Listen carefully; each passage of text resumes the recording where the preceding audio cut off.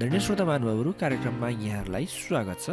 यो चाहिँ Microsoft office वर्डको चाहिँ बिगिनरहरूको लागि दोस्रो ट्युटोरियल जस्तै हो। अघिल्लो एपिसोडमा चाहिँ मैले माइक्रोसफ्ट वर्डको सामान्य परिचयको बारेमा चर्चा गरेको थिएँ। आजको यो कार्यक्रममा चाहिँ म तपाईहरूलाई माइक्रोसफ्ट वर्ड कसरी खोल्न सकिन्छ भनेर देखाउन गइरहेको छु। म अहिले विन्डोज 10 कम्प्युटर प्रयोग गरिरहेको छु र कतिपय तरिकाहरू चाहिँ पहिलाको भर्जनहरूमा पनि मिल्ने गर्छ भने कतिपय चाहिँ नमिल्न पनि सक्छ।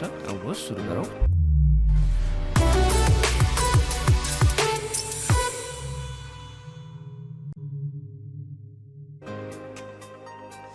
सबैभन्दा सजिलो तरिका भनेको रन डायलग्सबाट माइक्रोसफ्ट वर्डलाई सुरु गर्ने।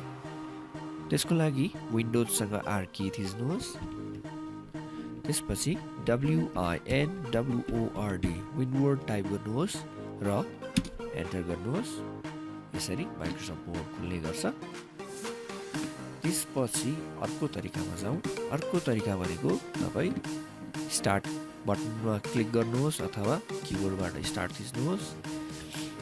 त्यसपछि स्क्रोल गर्दै जानुहोस् र यहाँ वर्ड भन्ने खोज्नुहोस्। यदि तपाईँ विन्डोज 7 प्रयोग गर्नुहुन्छ भने चाहिँ तपाईँ अल प्रोग्रामबाट चाहिँ माइक्रोसफ्ट अफिस भन्ने फोल्डरलाई खोलेर माइक्रोसफ्ट अफिस वर्डमा क्लिक गर्नुपर्ने हुन्छ भने विन्डोज 10मा चाहिँ सिधै यसरी बसेको हुन्छ। जस्तै डब्लुको लिस्टमा वर्ड भनेर छ, यहाँ क्लिक गर्नुभयो भने पनि खोल्न सकिन्छ। त्यसपछि अर्को भनेको सिधै स्टार्ट मेन्युमा जानुहोस् अथवा स्टार्ट बटनमा क्लिक गर्नुहोस्। त्यसपछि वर्ड टाइप गर्नुहोस्। यसरी वर्ड टाइप गर्ने बित्तिकै यसले चाहिँ सर्चमा जान्छ र सर्चबाट वर्ड खोज्छ। यसरी तपाईँले फर्स्टमै वर्ड देख्न सक्नुहुन्छ। यसरी पनि तपाईँहरूले वर्ड खोल्न सक्नुहुन्छ। यदि तपाईँ लगातार रूपमा वर्ड युज नै गरिरहनु पर्छ तब दिनमा चाहिँ म्याक्सिमम वर्डमै काम हुन्छ भने तपाईँहरूले यो वर्डलाई चाहिँ यसरी टास्क बारमा पनि राखिराख्न सक्नुहुन्छ। त्यसको लागि चाहिँ तपाईँहरूले जब वर्ड खोल्नुहुन्छ त्यो वर्ड खोल्दा यसरी देखेको आइकनलाई चाहिँ राइट क्लिक गर्नुहोस्। त्यसपछि तपाईँहरूले यहाँ देख्नुहुन्छ पिन टु टास्क बार।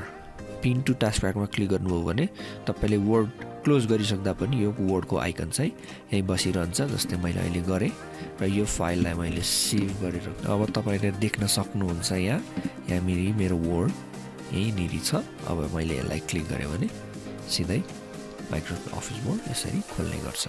यो एपिसोडमा यो भिडियो यति नै। आशा छ यहाँहरूलाई भिडियो मन पर्यो होला। भिडियो मन पर्यो भने लाइक कमेन्ट सेयर गर्नुहोला र यदि यो ट्युटोरियल तपाईँ कन्टिन्यू गर्न चाहनुहुन्छ र यसै ट्युटोरियल हेर्न चाहनुहुन्छ भने र तपाईँ घर बसी कम्प्युटर हेर्न चाहनुहुन्छ भने मेरो च्यानललाई पक्कै सब्सक्राइब गर्नुहोला। Thank you very much. See you soon. फेरि भेटौँला। धन्यवाद।